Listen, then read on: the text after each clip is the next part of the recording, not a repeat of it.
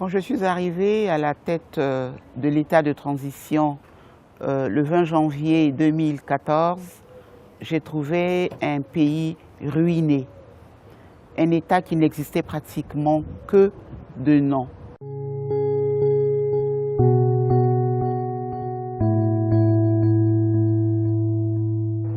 Une nation divisée, avec des violences intercommunautaires qui opposaient les chrétiens et les musulmans, des groupes armés partout qui défiaient l'autorité de l'État, une économie complètement détruite à cause des pillages, à cause des destructions, mais surtout un vivre ensemble entre les communautés très très difficile.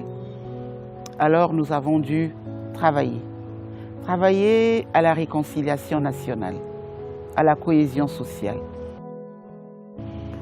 J'ai lancé un appel, beaucoup d'appels aux populations pour les sensibiliser sur la situation dramatique du pays et que si on ne réagissait pas, s'il n'y avait pas de sursaut, de prise de conscience, le pays allait vers le chaos. Dieu merci, j'ai été entendue. Même si par moments les groupes armés ont continué à mener des exactions et des violences, mais les femmes, les jeunes, les leaders des communautés religieuses ont commencé à faire un travail sur le terrain, un travail de sensibilisation, vraiment pour amener la paix dans le cœur et dans les esprits des Centrafricains. J'ai aussi lancé un appel à la communauté internationale. Sans la communauté internationale, on n'aurait pas pu avancer sur le chemin de la paix et de la stabilisation. Nous avons surtout tout fait pour organiser des élections, pour que des autorités légitimes soient élues, pour permettre le retour à un ordre constitutionnel, parce que la transition, c'est juste une période intérimaire. Je pense que toutes ces actions ont porté leurs fruits. Le plus important, c'est avoir une grande capacité d'écoute. Il faut écouter tout le monde pour connaître leurs problèmes. Il faut impliquer toutes les parties.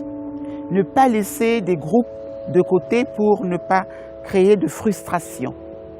Demander à chacun d'apporter sa contribution, que chacun se sente utile à la résolution des conflits.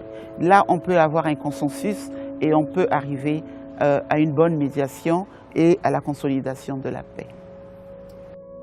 Pour promouvoir les femmes, il faut avoir le pouvoir de les promouvoir, de les appuyer.